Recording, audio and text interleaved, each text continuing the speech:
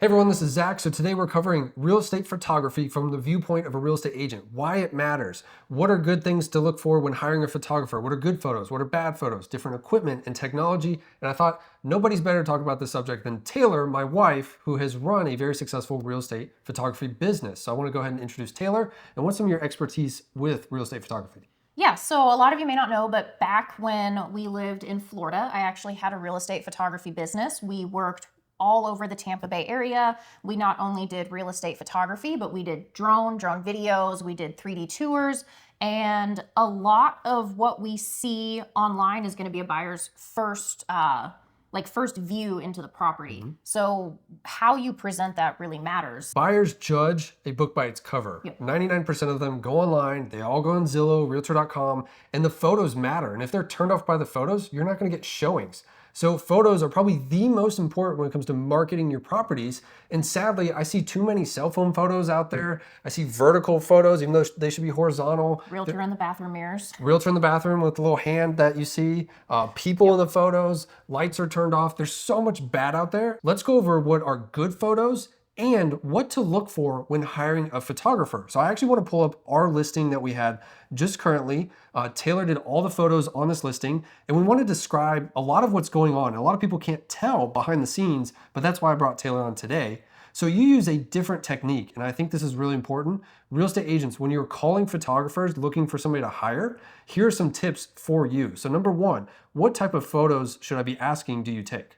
Yeah, so I would make sure that your real estate photographer is actually bringing out a camera that they use dedicated for photography. Sometimes you can see certain photographers give you a bundle package that includes photography, 3D virtual tours, and what they're doing is actually taking screenshots of those virtual tours. So questions to ask are maybe what type of camera do you use? How do you take your photos? And I would highly recommend hiring somebody who does something that is called HDR bracketing. So that is when you take a photo from multiple exposures, room being extremely blown out, bright, all the way to very, very dark. You can see through the windows. The lights are clear, but there's a lot of shadowing. And when you merge those photos together, it kind of creates this perfect image of bright, see through the windows. There's not a lot of harsh contrast, not a lot of harsh lighting. So asking your photographer, how do you shoot your photos?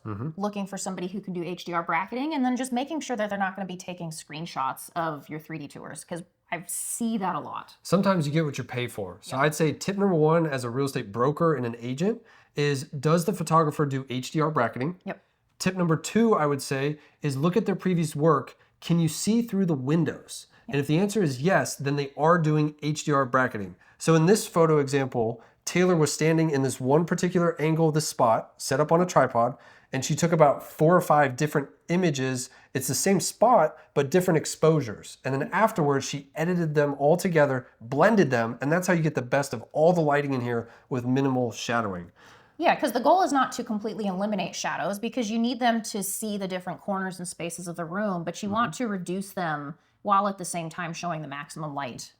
If you've also noticed, there are lights on in every single room, all the lights, lamps, ceiling lights. The most amount of light that you can bring into the space, the better. It's just going to give you a better image. Now, when I'm looking to hire a photographer as a real estate agent, how much should I expect to spend? So it kind of depends on what you're looking for. If you are looking for generic photography with no other add-ons, roughly 15 to 25 images, I would expect to pay roughly $250, $300. If you want to add on items like 3D tours or drone photography, it is going to go up from there. Again, that is where asking the question, how do they do their real estate photography, comes into play, because there are some companies out there that will claim they do your photography as well as your 3D tours for a combined price of $250. Well, they're not actually doing photography. They're doing a 3D tour of your home, and then that's where they're taking the screenshots from their 3D tour. Most buyers may or may not be able to tell that that's taking place, but there are some imperfections that you will find within your photos if that's the route that they're going. So a lot of times you get what you pay for. Yep. So if somebody is $100, $150, you're probably getting that type of quality. Just like Taylor said, I would look around the $200, $250 range up to maybe $500 total for 9 out of 10 cases. Now, if you're dealing with some ultra luxury, multi-million dollar home, maybe you need to add video walkthroughs and a more expansive type of package, and that could be more expensive. But for 9 out of 10 homes, 200 to 500 bucks should be plenty for your real estate photography. So the next thing I want to get into from a real estate agent's point of view is setting proper expectations with your clients regarding marketing and photography. Now, one of the tips I like to say is when you're a real estate agent and you're going to get a listing, you need to tell your client that, hey, it might take 2 to 3 days to get my photographer out. Once they schedule the photography session, it might be another 48 hours to allow them to edit all the photos. I know you were probably blown up a lot. As soon as you took photos, agents or clients were like, where's my photos? Yeah, it can sometimes be assumed that photographers upload all of their photos to a template. That's not the case. When it comes to the photography, if they're doing the HDR bracketing, you have to combine all of your photos, and then from there it goes into the editing. So there is quite a bit of time on not only the front end with scheduling and actually doing the photo shoot, which I would recommend telling your clients. It could take anywhere from 1 to 2 hours, depending on the size of the property. If you have luxury properties, it's gonna take 3 to 4 hours to get the job done. Yep. And that's just the shoot. That does not include post-production. And post-production can take usually 24, but I would even say 48 hours to get those photos back. And that way, when me as a real estate agent, when I talk to these clients and I tell them, hey, it's gonna be 2 or 3 days to get our photographer out, and it's gonna be another 48 hours to get them back, how many clients do you think have asked me, where's my photos at? 0, because I set that expectation up front, and this is what we should be doing as a real estate agent. So I'm glad you talked and you started diving into the day of the appointment. Let's unpack that a little bit. So first, what I do as a real estate agent is before the shoot, a couple days before or a couple weeks, if time permits, I want to send them a photography shoot guide. Sometimes I rely on the photographer to send me that, or I can create my own. And it's setting expectations of how to clean their house, how to prep. So what are some big items, not too far into the weeds, but just big items we should be aware of? Yeah, so big items that I would look into prior to having your photographer come out would be decluttering the property. So removing, not everything, but removing items from surfaces, countertops, specifically kitchen counters, bathroom counters. I also recommend most of my clients in the past remove personal photos, especially if they're photographs of children. It's just for safety, personal privacy, removing all photos of kids. I would say another big space to look into kind of decluttering is definitely going to be bedrooms. That's a little harder. Again, if you have kids, it's a little difficult, but the more that you can declutter and kind of remove yourself from the picture so buyers can picture themselves within your home, the better and easier it's going to be the day of the photo shoot. Now, setting expectations with clients as a real estate agent is also helping them out. So what I would recommend is showing up 45 minutes early to the shoot. You've already sent them the photo guide, but you know things are not going to be perfect. I want to show up 45 minutes beforehand because photographers are not movers. They are not going to help you move stuff. So this house needs to be prepped ahead of time, cleaned up ahead of time. So show up early so that way when somebody like Taylor shows up, they can do their job and focus on that and not have to take on additional roles. Yeah, and I will also say when I was working as a photographer, I actually really liked having the real estate agent there because they could help me potentially declutter a space or just remove certain things from counters that I myself would not have necessarily been comfortable doing if I was the only one at the property. Because again, as your photographer, I'm not here to declutter and remove items. I'm here to photograph the room as it is. But as the real estate agent, you're kind of here to make sure that the photos look the best possible. It might be quick stuff where if I'm there available to help, maybe we start to get a shoot of a bathroom and I remove the toilet brush real quick. Or maybe a towel that's hanging that's kind of just blocking a space. So I'm kind of there to just bounce on the fly to help them out. Yep. All right, so now let's get into editing and post-production with the photos. So here are some other things I can do as a real estate agent that are beyond the scope of what the photographer does. So number one, all photographers, if they're professional, should be editing the photos. They shouldn't just send you raw photos that then you have to go edit. However, there is a website called boxbrownie.com. We're not endorsed by them, but we've used them the whole time because it's amazing. For about $1.60 a photo, you can send them a photo and they will do all the edits for you. They'll change the sky. They'll add clouds. They'll kind of touch up different dark spots or make things lighter. Really wonderful service. And then what we did recently on our listing is we actually went one step further.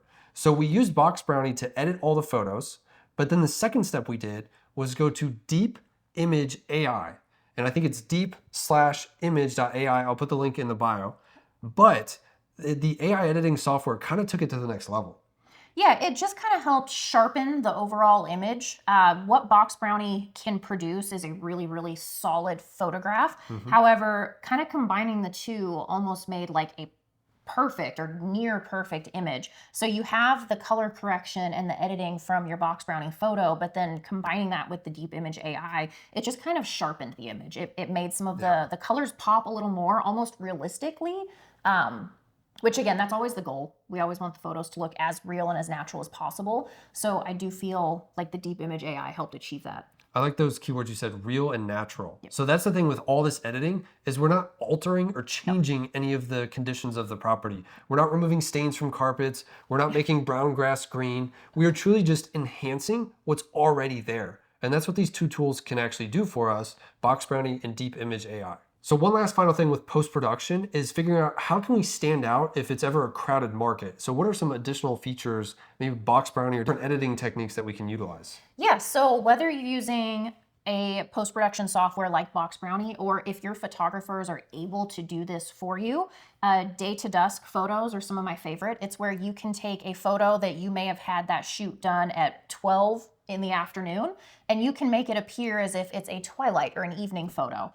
Other options would be virtual staging. So if you have a vacant property and you maybe want to showcase what that property could look like fully furnished, I know staging can get very, very pricey. Oh yeah, thousands of dollars. Yeah, so other options could potentially be virtually staging that property. So you can have furniture, artwork, rugs, all sorts of things incorporated into your image so you can give your potential buyers an overall view and feeling of that space. Other items to consider could be floor plans. You have kind of like the flat black and white floor plans. You can do 3D floor plans, item removal. That's always an option. Again, I recommend going as minimal as possible when it comes to item removal. Example, you don't want to remove stains that are in your carpet because that stain is there. And as a real estate agent, I think you would probably agree with that. Like, don't remove items and or blemishes of a property. So to wrap up professional photography, I always recommend as a real estate agent, always hire a professional. Stop using your cell phone. Stop taking vertical, dark photos with people in it, with your hand in the bathroom mirror. Always hire a professional.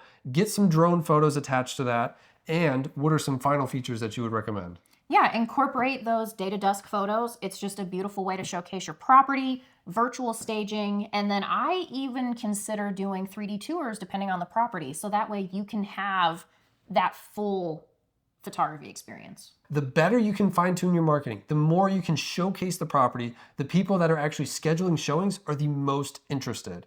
And that way you're not wasting anybody's time. So hopefully this helps you out with thinking of all the different ways that photography can help you, how to find the right professional, what are good and bad photos, and little tips and tricks that we utilize ourselves. Yeah, if you ever have any questions, never hesitate to reach out. We're always here.